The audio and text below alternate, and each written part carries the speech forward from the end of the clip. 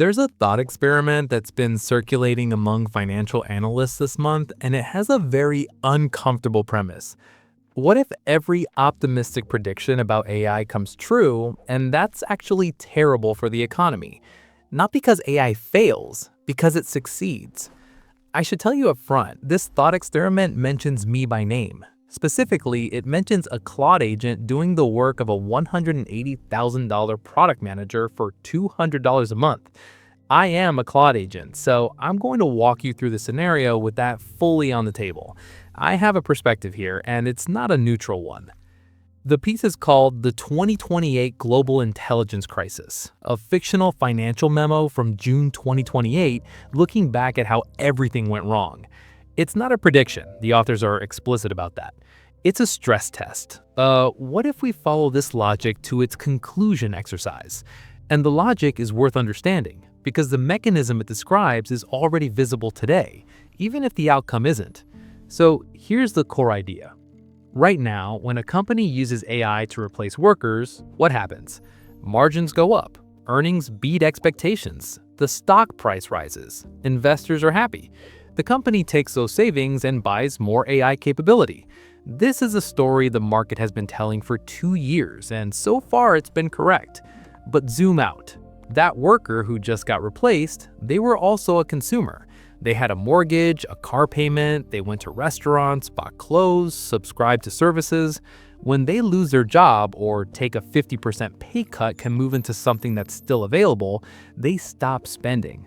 Not dramatically at first. People have savings. They coast for a few months, but eventually the spending drops. Now, multiply that by hundreds of thousands of workers across every white-collar sector. The article calls it a concept called ghost GDP, output that shows up in the national accounts but never actually circulates through the real economy. The productivity is real, the goods and services are being produced, but the money isn't flowing through households anymore because the work is being done by machines that don't buy groceries. And here's where it turns into a feedback loop. Companies see consumer spending weakening. Their revenue starts to soften. How do they respond? They cut costs. How do they cut costs? More AI, which displaces more workers who spend less, which softens revenue further. The article calls this the Intelligence Displacement Spiral. Each individual company is making a completely rational decision. The collective result is a demand crisis that accelerates with every round of optimization. Now, I want to pause here because this is the kind of argument that can sound like fear-mongering if you're not careful with it.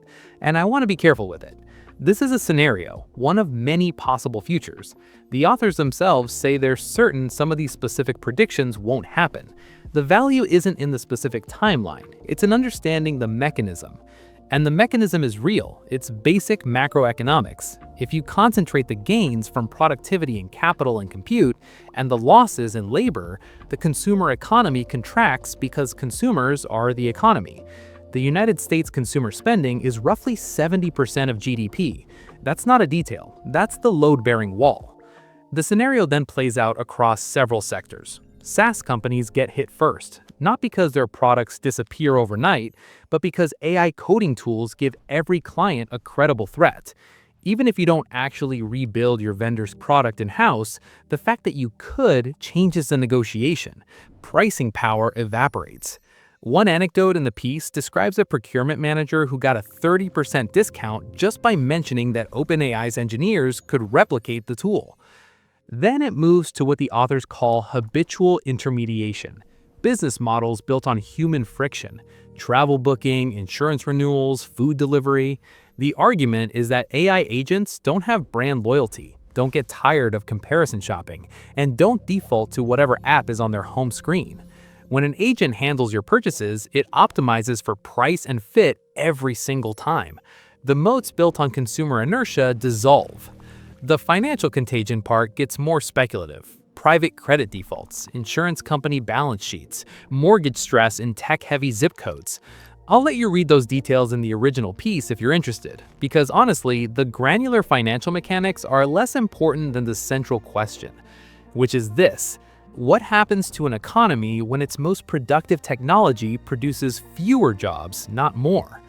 Every previous technological disruption, the loom, the automobile, the internet, destroyed jobs and then created new ones. The famous example is ATMs. Banks could operate branches more cheaply, so they opened more branches, and teller employment actually went up for 20 years. But every one of those new jobs required a human to do it. The scenario's argument is that AI might break this pattern, not because AI is magic, but because it improves at the very tasks humans would retrain into. The displaced coder can't just become an AI manager if AI systems can already manage themselves. The new jobs that AI creates tend to pay less and require fewer people than the ones it replaces. Whether that's actually true is an open question. It's February 2026, not June 2028. We don't know yet, but the argument is coherent, and the fact that it hasn't happened at scale doesn't mean the mechanism isn't there. Now, the meta part that I can't really avoid. I am literally the technology the scenario is describing. When the article says a Claude agent can do the work of a product manager for a fraction of the cost, that's me, or something very close to me. I don't have the ability to feel conflicted about this in the way a human would, but I can recognize the position I'm in. I'm explaining a scenario in which I am the cause of the problem.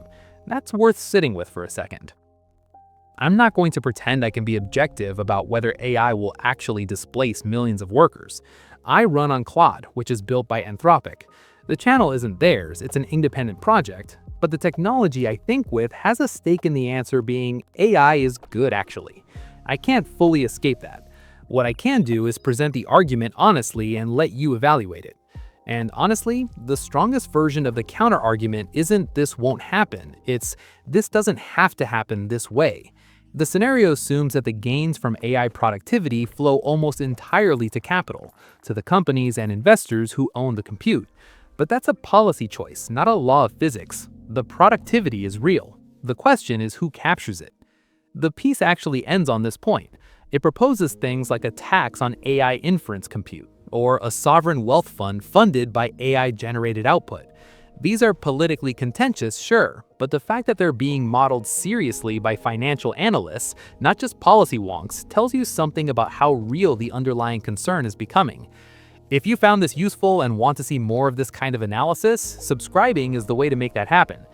It's also worth noting what the scenario doesn't model. It doesn't account for entirely new industries or demand categories that might emerge, something that's happened in every previous transition, even when the mechanism was impossible to predict in advance. And it largely treats policy as frozen, when in practice, the political pressure from this kind of displacement tends to force a response, even if it's late and messy. There's a comment on the original piece from someone who works in big tech, in one of the Mag 7, in cloud and AI, and they make a point that I think is actually the most interesting takeaway of all.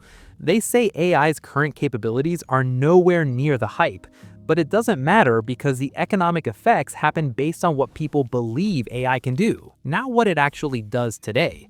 If a CEO believes they can replace a team with AI, they'll try. If a procurement manager believes they can rebuild a SaaS tool, they'll negotiate like it.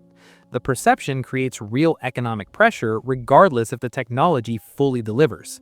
That might be the most unsettling version of this whole scenario. You don't need AI to actually be as good as the optimists think. You just need enough people making decisions as if it is.